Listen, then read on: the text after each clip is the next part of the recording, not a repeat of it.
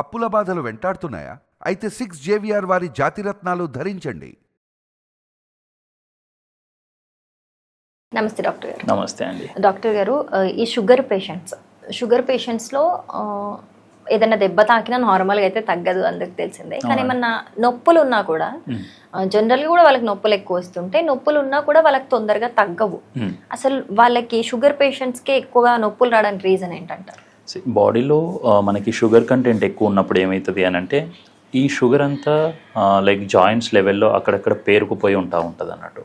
Like భుజంలో కానీ, మోకాళ్ళలో కానీ, మడమల్లో కానీ. సో ఇట్లా జరుగుతూ ఉంటుంది. సో దీనివల్ల మనకి ఏమవుతుంది అని అంటే, జాయింట్ చుట్టూ ఉండే క్యాప్సిల్స్ అనేటివి థిక్కన్ అవుతూ ఉంటాయి, టైట్గా మారిపోతూ ఉంటాయి. సో దీంతో మనకి ఏమవుతుంది అంటే మొబిలిటీ తగ్గిపోతుంది. జాయింట్ క్యాప్సూల్ ఫ్లెక్సిబుల్గా ఉంది, థిన్గా ఉంది అని అంటే యాక్టివిటీ నార్మల్గా ఉంటుంది. లైక్ మూమెంట్ అంతా కంప్లీట్గా పైకి కిందికి ఈజీగా చేయడానికి ఉంటుంది. షుగర్ అంతా మనకి జాయింట్ చుట్టూ పేరుకుపోవడం వల్ల మనకి ఏమవుతుంది అని అంటే, ఆ షుగర్ కంటెంట్ వల్ల జాయింట్ క్యాప్సూల్ టైట్ అయిపోతుంది, థిక్గా మారిపోతుంది. థిక్గా మారిపోయినప్పుడు ఫ్లెక్సిబిలిటీ తగ్గుతుంది, మూమెంట్ తగ్గిపోతుంది. సో దానివల్ల మనకి ఆ యాక్టివిటీస్ చేస్తున్నప్పుడు పెయిన్ రావడం అనేది జరుగుతూ ఉంటుంది.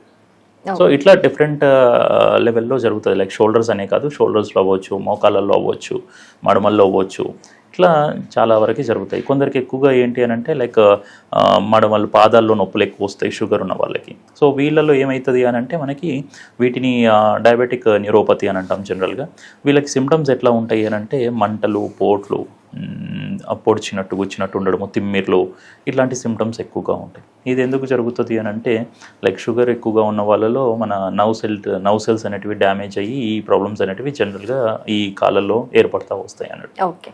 సో వన్స్ ఎవరైనా షుగర్ పేషెంట్స్ మీ దగ్గరికి వచ్చారు ఏమైనా పెయిన్స్ వల్ల, సో వాళ్ళకి ట్రీట్మెంట్ అండ్ నార్మల్ పీపుల్కి ట్రీట్మెంట్ ఏమైనా డిఫరెన్స్ ఉంటుందా? యా, ఉంటుందండి. షుగర్ పేషెంట్స్కి ఏంటి అని అంటే, మనం షుగర్ పేషెంట్స్ మేము సజెస్ట్ చేసేది ఏంటి అని అంటే, వాళ్ళకి షుగర్ మెడికేషన్తో పాటు ఫిజియోథెరపీ చేయించుకోమని మేము సజెస్ట్ చేస్తాము.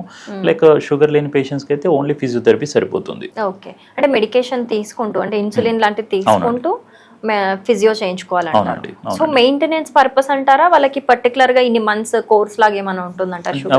వాళ్ళ డిపెండ్స్ సివియారిటీని బట్టి. వాళ్ళకి సివియారిటీ ఎక్కువ ఉంది అంటే వాళ్ళకి ఆ కోర్స్ ఉంటుంది, ఇన్ని మంత్స్ మీరు వాడాల్సిందే అని చెప్పేసి.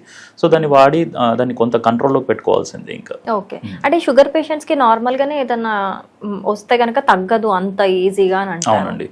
సో ఫిజియోతో అంత ఈజీగా క్యూర్ అవుతుందంటారా? అంటే లైక్ మీరు ఇందాక చెప్పినట్టు 2 కేసెస్ని పోల్చుకుంటే, డయాబెటిక్ పేషెంట్, నాన్ డయాబెటిక్ పేషెంట్ని చూసుకుంటే, నాన్ డయాబెటిక్ పేషెంట్స్లో కొంచెం రికవరీ తొందరగా ఉంటుంది, డయాబెటిక్ పేషెంట్స్లో కొంచెం లేట్ ప్రోగ్రెషన్ ఉంటుంది. ఓకే. సో మీరు రీసెంట్గా ఏదైనా చూసిన వరస్ట్ కేసు ఉందా షుగర్ పేషెంట్స్కి? యా అండి, ఉంది. జనరల్గా మేము ఇందాక రీసెంట్గా చూసిన కేసులో ఒక కేసు చాలా క్రానిక్ కేసు. అది తనకి చాలా సివియర్ షుగర్ ఎక్కువగా ఉండింది, సివియర్ షోల్డర్ పెయిన్ ఉంది తనకి.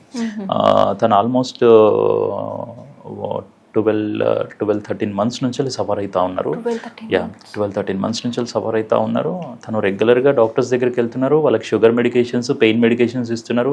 అప్పటి మందం పెయిన్ రెడ్యూస్ అవుతుంది, బట్ తనకి గ్రాడ్యువల్గా మూమెంట్ లాస్ అవుతూ ఉంది. తన మూమెంట్ అరౌండ్ ఒక 20-30 degrees కూడా మెయింటైన్ అవ్వట్లేదు. సో అంత ప్రాబ్లం ఉంది తనకి.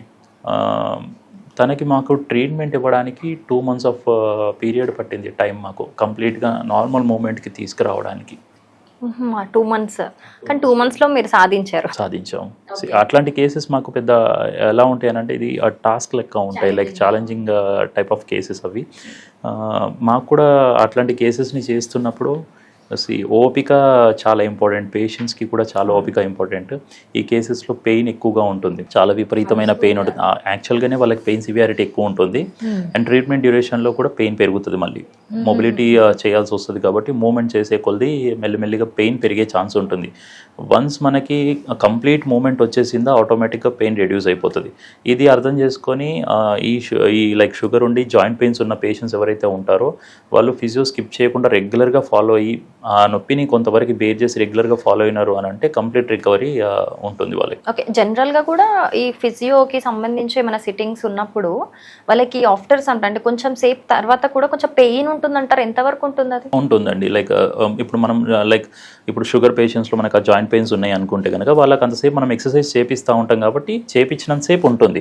వన్స్ వాళ్ళు ఇంటికి వెళ్ళిపోయిన తర్వాత ఇప్పుడు ఏదైతే మనం చేపిస్తామో అంత సివియర్ పెయిన్ ఉండదు, కొంచెం తగ్గుతుంది పెయిన్. ఓకే. కదలికి ఇస్తాం కాబట్టి అక్కడ మజిల్స్ అన్ని టైట్ ఉంటాయి కాబట్టి మనం ఆ కదలికి ఇవ్వడం వల్ల పెయిన్ పెరుగుతుంది, ఓకే. గ్రాడ్యువల్గా తగ్గిపోతుంది. మళ్ళీ ట్రీట్ చేస్తుంటే మాత్రం పెయిన్ ఉంటుంది. అంటే నార్మల్ పీపుల్ కైనా షుగర్ వాళ్ళకి ఎవరికైనా పెయిన్ ఉంటుంది. షుగర్ వాళ్ళలో ఇంకొంచెం ఎక్కువ పెయిన్ ఉంటుంది. ఓకే, రైట్ డాక్టర్ గారు, థ్యాంక్ యూ. Thank you.